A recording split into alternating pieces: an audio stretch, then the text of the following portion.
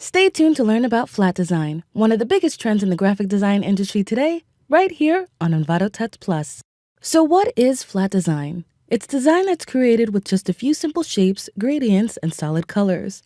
And you may have seen these designs used for social media icon packs, as infographic elements, and so much more. While the look originally trended during the 1980s, it became popular again with the release of Microsoft and Apple's flat user interface designs. Some art forms are based in heavily detailed realism, but the clean, sleek aesthetics of flat design create great versatility for both print and online work. To create one yourself, start with a base of simplified shapes and colors using common shape tools.